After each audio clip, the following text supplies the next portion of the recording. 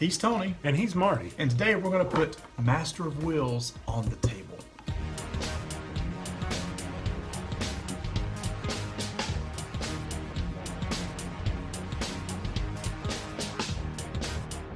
Master of Wheels is a 2 or 4 player game where each of you are controlling factions in order to gain influence over the community.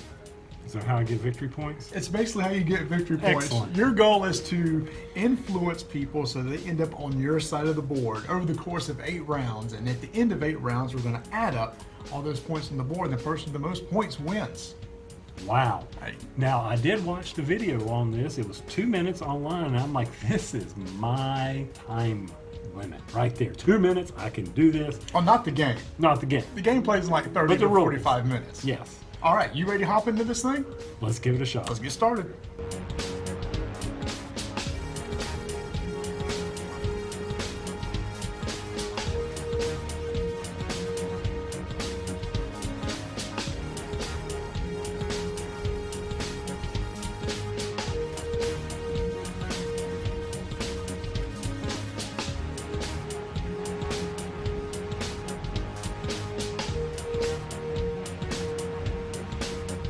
All right, we just reached round 4 of the game. I think I'm getting a handle on this. This is really straightforward. Yeah, I understand pretty much how the actions react to one another. That was good. The actions react, yes. How the various icons play out and the strategy of the cars and moving, and how you don't know what's really going to come up when you thought you had it beat, and then all of a sudden you have a hard choice. Yeah, and the whole game consists of basically starting out by selecting one of these community cards at the beginning. And this will basically tell you how far you have to move a certain color card. So, for example, in this one, you going to have to move a purple -4 spots. Minus is away from you. Now, typically that is bad. Yes. Unless you happen to have a card that has a negative value. So in this case, I would not want to play this card where you have a purple 8 because I'd shift it all the way down to your side. But it's interesting too because these icons at the top will indicate certain things that you can do. The big one is the faction icon. Because at the end of my move, when I finish resolving all these moves in this upper right hand corner, then I'll be able to draw a faction card and play a really cool faction ability from my hand, and that's kind of the game changer right here. And in fact, what's interesting about this faction deck right here is that you build this at the beginning of the game. There's different types of cards. There's legends, and there's just regular faction cards. There's epic cards, and they all have certain powers. And they're limited to what can be added to each one. For example, only 2 legendary can be added to the deck at the beginning of the game. You can add 5 epics, and so a lot of this game it's a deck building game. Not deck building is like Dominion type deck building, but almost a CCG or LCG. We did random. Now, can you do that? We did random because we didn't really understand what these cards do being our first game. But yes, a lot of this is building your deck before you play. Okay. And then going from there, you can, I guess, future, if they wanted to come out, this game sells well, you can bring in new types of factions, obviously. Which already exists. Well, there you go. There are already Nice expansion factions for this game. This game comes with 2 different factions. But there's a lot of replayability in this because they give you a lot of different types of cards that you can build your deck with. Right. So I have a quick question for you. When we were playing, there were these texts right here that were activist allies, union recruits, government recruits. We've got some loyalists here, corporation loyalists. Now, something that we've already messed up is, like, for instance, I moved this card. But if you pick it, you can move this card immediately to your allies? That's correct. So every one of them has, like you said, like a color-coded banner up here at the top. The allies will go straight to the end of the board, which is locked. Those can't be moved or killed. Or here's one with a bronze, which is a recruit, which goes to the closest to the center. Or there's a silver back, which is a loyalist, which is this example right there. So that will go to the middle of the board, and which is closer to the allies, which is a good thing. Which brings in a new strategy, or something I didn't realize at the beginning, was that you don't want these cards to be able to go back to the center. If you move them, then they only move 1 space. But if you pick them, then they go to that area. So in a way, you've got to really plan that out. So I moved this one earlier, and now it's back to the center, so Marty can now say, oh, I'll take this 8 points and stick it back over my allies where it's locked. I can't kill it because I've already killed one of his cards. But he has less ability to move others. But I got a feeling, with the recruits, who knows? You probably get more ability to move. So interesting. It'll be interesting to see the more cards we get on the table, how the strategy goes. Well, let's find out. We got 4 rounds left to go. Let's see how this game plays out. I'm going to lose.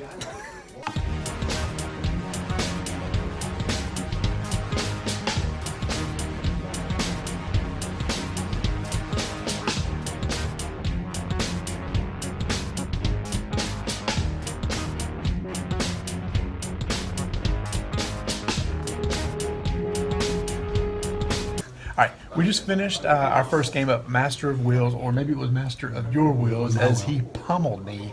80 what? 81 To 51. But I think a lot of it came in that last play of the action where I got very lucky on a draw, which shifted 15 points from your side to my side. Yeah. So what is this? This game is a very tactical game. Over the is. course of the game, you're trying to decide what cards do you want to pull out of the community so that you can shift cards your way or take cards away from your opponents. The faction cards that you have are game changer cards. Yes. You Break get to the play. rules. You get to play those. You can have some really cool random things happen. You nailed me. There was this one card that he played that said, "Put it in one of my rows," and you draw a random card off the community deck, and whatever color of card that he drew, if it was in that row where he placed that card, he gets all those cards. Well, I had 4 gray cards. He drew a gray card, and basically that was a net change of probably 20 points, at 15, least 20 points. 15, 20 points shift like that. So, first impressions of the game. My gut check. It was fun. I enjoyed it. I enjoyed there was more tactics to it than you thought, more strategy than I originally thought when we first started playing. I'm like, I'm pushing cards around, what's the big deal? But then it came in, oh man, I need to pick this card so that I can use my faction ability, or I'm better off not picking it so that I can push cards and pull cards. And it was very important. Some of the cards were 13, 11, they were high values. Right, and then some were ones. You had to push one my way that was -5. It's interesting. You took the -5 because you were able to pull more of the high value cards that way, and he actually netted. I netted off of that. Netted off that, even though you took the -5. Because I pulled it out of your area back to my area. Right. I really enjoy it. I think it's interesting that there's a deck. Your deck could be anywhere from maybe 20 to 30 cards. Like I said, there's only a couple legends in it, so the chances of you drawing a legend are small. I got one. And one of them, I got one too, and it was pretty epic, except it was a legend, on what it could do. But the thing is, though, you only draw 3 cards at the beginning of the game. The most you could draw is 8 cards over the course of the game, so you're only going to see 11 cards of your deck. Right. So if your opponent, or if I luckily draw into my 2 legends, that could be a total game changer, and you may never see your legendary cards. I wish there was some other way, and I didn't see anywhere other cards I could draw through my faction deck. Yeah, there's so many. We'd have to read all of them. Exactly. So maybe there is a way to include cards that lets you draw through your faction deck to find the really cool cards. The other concept of this game that I'm really appreciating is icons, the iconography on it.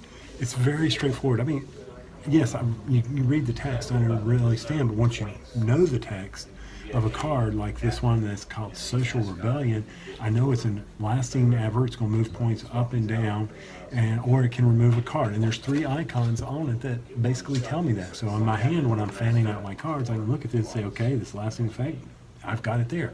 I may not need to, and I don't know if the other symbols, that plus or minus and up and down arrows, is 5 everywhere. I don't know. But either way, that's pretty cool. I like that. It's right there, easy to quickly see your cards. Yeah. So, I mean, it's a very easy game to teach, to learn. This is the rule book. Basically 2 about my sheets. length. Masterofwheels.com has a website.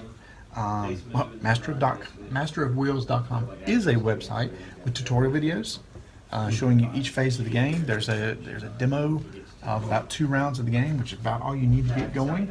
They do have expansions coming out, so this has been out for a couple of years. But Starling Games is going to be putting it out there. You can pick it up from them.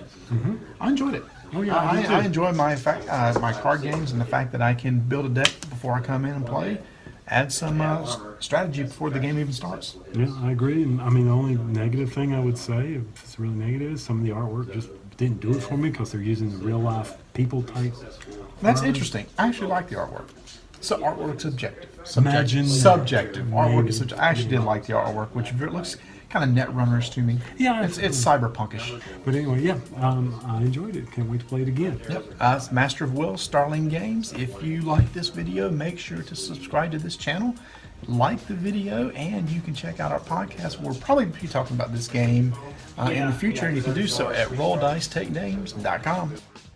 It's gonna be legend. Wait for it.